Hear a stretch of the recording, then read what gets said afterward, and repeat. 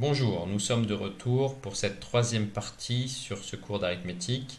Nous allons étudier les nombres premiers dans cette partie et voir les deux théorèmes qui nous manquent sur les 5 prévus, la division euclidienne, la relation de Bezout, le théorème de Gauss. Il nous reste à voir le lemme d'Euclide et les propriétés d'évaluation pédique. Donc, le lemme d'Euclide, on commence par définir ce que c'est qu'un nombre premier. Un nombre premier, c'est un entier P qui est supérieur ou égal à 2, qui est non nul et qui n'est pas égal à 1, qui est tel que l'ensemble de ses diviseurs, c'est l'ensemble composé de plus ou moins P et plus ou moins 1. C'est-à-dire, en fait, cet ensemble-là, il est toujours inclus dans l'ensemble des diviseurs de P, même si P, ce n'est pas un nombre premier, parce que, par définition, un nombre premier, c'est un nombre qui n'a pas d'autre diviseur que ces 4-là. Et on note grand P, l'ensemble des nombres premiers. On devrait dire entier premier au lieu de nombre premier, mais l'usage veut qu'on dise nombre premier. Bien sûr, un nombre premier, c'est un entier naturel. On a une remarque ici assez importante à comprendre qu'en arithmétique, on classifie les nombres, les éléments de Z, les entiers relatifs, on les classifie en 4 catégories. Le nombre 0, qui est tout seul dans sa catégorie, parce qu'il est très spécial, ne serait-ce que par le fait que l'ensemble des diviseurs de 0, c'est égal à Z tout entier. Enfin, tous les éléments sont des diviseurs de 0. Donc, il est très spécial. Dans la deuxième catégorie, il y a les nombres qu'on appelle inversibles. Dans cette catégorie, il y a aussi que deux nombres, moins 1 et 1. Et ces nombres, ils ont comme particularité que si on divise 1 par ces nombres, ça fait encore un élément de Z. Donc 1 divisé par moins 1, ça fait moins 1, c'est un élément de Z. Et 1 divisé par 1, ça fait 1, c'est un élément de Z. 1 divisé par 0, ça n'existe pas. 1 divisé par 2, ça fait un élément qui n'appartient plus à Z. 1 divisé par moins 3, ça fait un élément qui n'appartient plus à Z. Donc les deux seuls nombres qui ont cette propriété d'être inversibles, ce sont les éléments moins 1 et 1. Du point de vue de l'arithmétique, les éléments inversibles, ce sont un peu des éléments qu'on peut négliger parce que dans la relation de divisibilité, qui est la relation qu'on étudie en arithmétique, si on a A divise B, alors moins A divise B. Si on a A divise B, alors A divise moins B. Donc dans la relation de divisibilité, le fait qu'on change le signe des éléments qui interviennent, ça ne change pas la valeur de vérité de la divisibilité. Donc la divisibilité, c'est quelque chose qui est défini aux inversibles près. Donc d'une certaine façon, quand on étudie la divisibilité, on considère que les éléments inversibles sont négligeables.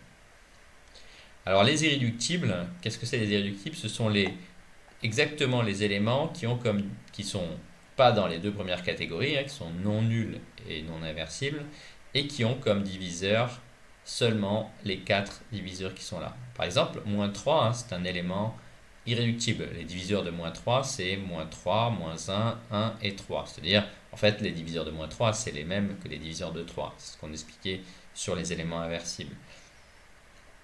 Donc, en fait, dans cette catégorie des irréductibles, qu'est-ce qu'il y a? Il y a les nombres premiers et l'opposé des nombres premiers. Il reste une quatrième catégorie qui est composée de tous les éléments qui n'étaient pas dans les 3 premières catégories, qu'on appelle les nombres composés. On devrait dire entiers composés. Ce sont des nombres qui peuvent s'écrire comme un produit de deux nombres qui ne sont ni inversibles ni égaux à ce nombre premier, ce nombre composé multiplié par un inversible. Par exemple, 4 et moins 6, ce sont des nombres composés, parce que 4, on peut l'écrire 2 fois 2, et 2 n'est pas ni 2 ni 2, aucun des deux termes n'est un élément inversible, et moins 6, c'est aussi un nombre composé, il est composé de moins 2 et 3, moins 2 et 3, ouais, moins 2 fois 3, ça fait moins 6, et ni moins 2 ni 3 ne sont des éléments inversibles. Donc ça veut dire que moins 6, il a des diviseurs, beaucoup plus de diviseurs que simplement 4 diviseurs. Moins 6, il a comme diviseur aussi moins 2, moins 3, en plus, moins 2, moins 3, 2 et 3, en plus de moins 6, moins 1, 1 et 6. Le théorème premier, il dit que c'est très facile de calculer le PGCD d'un élément quelconque de Z et d'un nombre premier.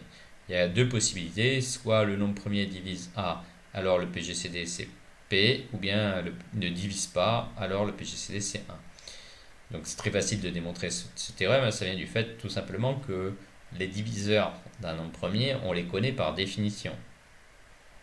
Donc si on suppose que P divise A, alors P est un diviseur de A, donc ça veut dire que P il appartient à l'ensemble des diviseurs communs de P de A, parce que bien sûr P c'est un diviseur de P. Et donc, comme P c'est le plus grand possible parmi les diviseurs d'un nombre premier, les diviseurs d'un nombre premier, il y a moins P, moins 1 et P. Donc, le plus grand diviseur possible, c'est P. Si P est un diviseur commun, c'est forcément le plus grand.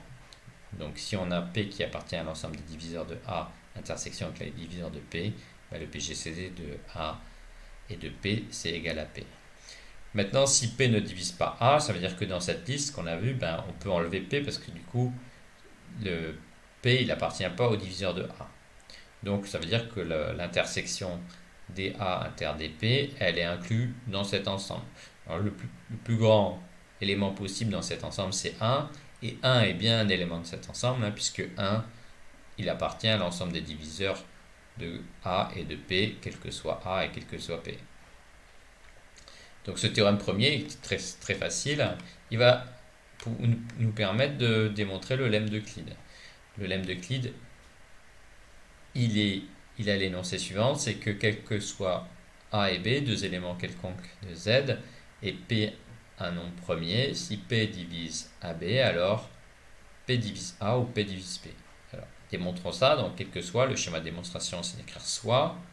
Maintenant, quel que soit, on écrit soit. On a si alors, on écrit supposons. Et maintenant, c'est le schéma de démonstration de OU. Donc, on n'a pas vu beaucoup des schémas de démonstration de OU. Le schéma de démonstration de OU, c'est on suppose non la première partie et on démontre la deuxième partie. Donc, on suppose que P ne divise pas A. On suppose que P ne divise pas A, il faut montrer que P divise B. Donc, comme P ne divise pas A, d'après le théorème premier, ça veut dire que le PGCD de A et de P est égal à 1. P et A sont premiers entre eux.